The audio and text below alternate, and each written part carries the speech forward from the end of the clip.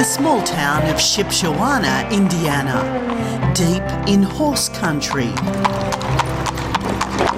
Here live one of the largest communities of Amish Christians in America. Their faith requires they live a pre-industrial life without engines. Horses play an integral role in their lives. It's an echo of a time when America, before the coming of the railroad, was dependent upon the horse. 130, 130, 30, 20, 30, 140, 40, 160. It's auction day. People are bringing their horses in from across the region. Amish head to town, always on the lookout for a good horse. Right here, 5-year-old Morgan right here, gelding. He needs more miles. Right here, boy, drop this one out right here last night. Come to the door. The Shipshewana horse auction is one of the largest horse sales in the country. Every week, up to 200 horses pass through these stalls. Some return to the paddock, others are bought to be slaughtered. Just a 5-year-old Morgan cross gelding. Need a few more miles on him, but a lot of style, boys. We've got a clean calvage test on this horse. For many dealers here, horse slaughter is simply a business. What's your view about the slaughtering of horses? It has to be done. I mean, we live, we die. I mean, it's part of life. I mean, there's over in other countries where we slaughter horses and send the meat to. They worship cattle. I mean, we worship horses. So just different religions and different ways of looking at things. I mean, I don't know if it's right or it's wrong, but it's what has to be done. I mean, really, what can we do with them? Nothing. We can't do anything with horses. When they're done and old and over with. You're the only one for that. That's funny, Keith Lambright is both a farmer and a second-generation livestock auctioneer.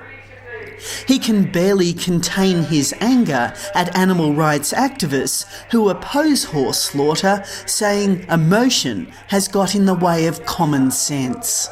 Well, I think there's a lot of emotion. It runs pretty high among these animal activists and stuff. Reality, it's here, and they're making it rough on us. I mean, they act like they're concerned about the humane part of the animals. They're not being mistreated. We're only disposing of animals that are no good no longer. They're else lame, they're blind, whatever it might be. And the reality of it is they got to go somewhere now.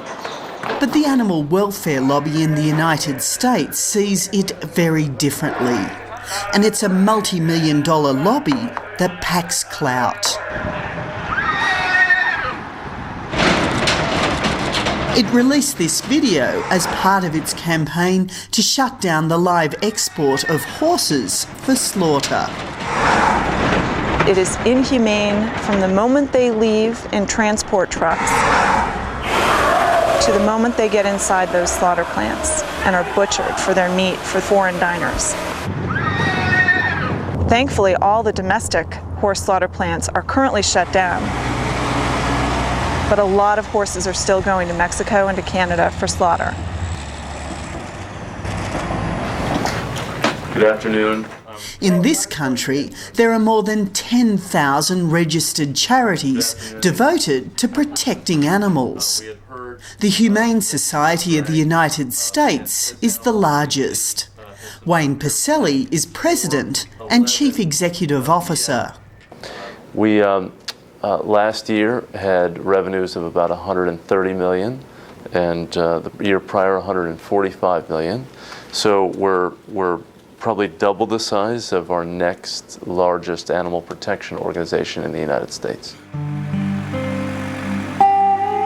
In the face of pressure from animal rights groups last year, courts upheld state laws banning the slaughter of horses in Texas and Illinois. The last 3 slaughterhouses were closed.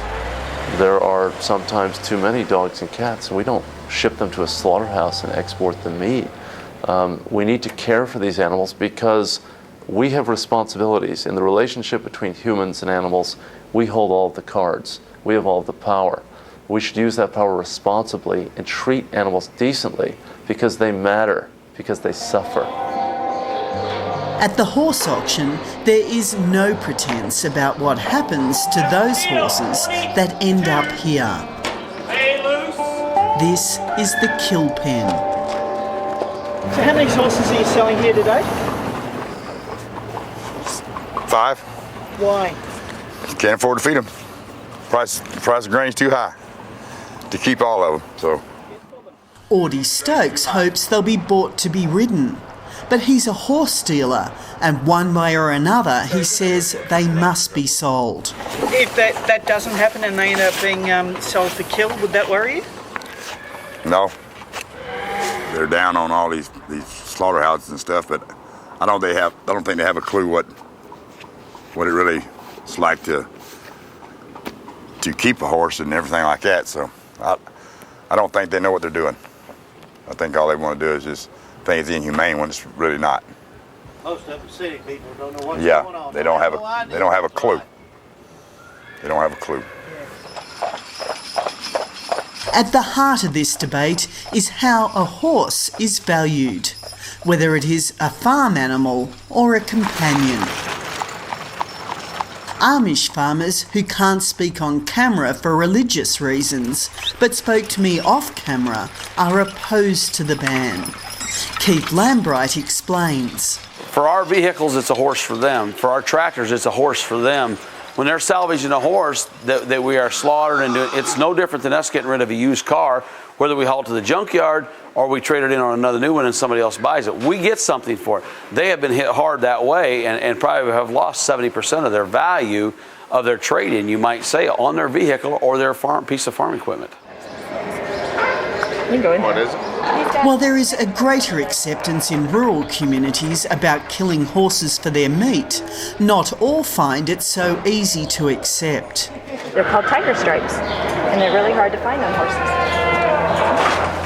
Kurt Meyer and his girlfriend are not completely opposed to slaughtering horses, but they believe the good ones should be saved. 2 of the 5 they own come from the kill pen. Sad. Can't believe a lot of them go through a kill pen when some of them are good horses. You had the money, did you buy? Yeah. I've seen some go through here I'd like to buy. What's the number? Since the closure of the slaughterhouses, the price of horses, considered to be at the low end of the market, either too old or too thin, has dropped. Give me an idea of the price. I mean, what you could get, what you could get now. At one time you could get $1,000 for them, and now you're getting $300 and $400 and $500. Overabundance, no place to go. You're obviously upset by the ban on slaughtering of horses. Absolutely, I'd rather see them slaughtered than starved. That's what's happening? Absolutely. On the auction floor, kill buyers, as they're called, choose carefully. The price for a pound of flesh has halved since local slaughterhouses were shut down. But while they've closed in the US, the trade continues across the border to slaughterhouses in both Canada and Mexico, meaning horses now face days of grueling travel to meet their end. What used to be a short journey can now be more than 2,000 kilometres away. Is that all up, Marco? I got one no sale. Huh? I got one no. Dale Haley is a kill buyer. He reluctantly agrees to speak with me. Well, they got to go. We went 300 miles before, now you go 1,400. How do you work it out? You don't.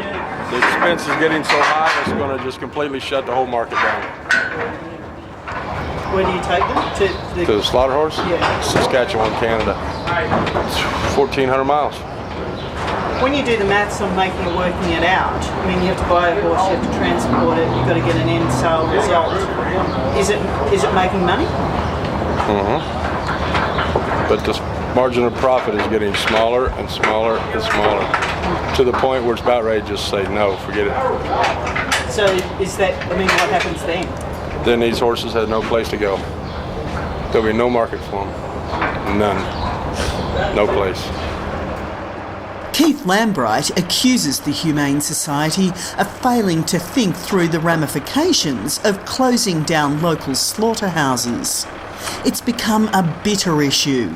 I don't think they care what the end result is, and I don't think they ever thought about it. And now, now if they look in reality, they're being more cruel to the animals than what we were before. But we do know that in terms of humane handling... The Humane Society's response has been to blame the agricultural lobby for refusing to back its ban on the transportation of animals for live export. The only impediment to passing this legislation in the United States Congress to ban the live export of horses to Mexico are the very agriculture groups that are criticizing us for stopping the activities in the States. If they joined with us and simply banned the export, we could pass this legislation tomorrow. So they're hypocrites. It's really hurt the horse market as a whole and devaluated horses. There's horses that were worth 100 to 150 to be rid of them. Now they're worth zero because the freight's that much. As lobbyists argue, it may be the rising cost of fuel that puts an end to the transportation. But already there are reports of an increase in horses being released to fend for themselves, and animal refuges struggling to cope with abandoned animals.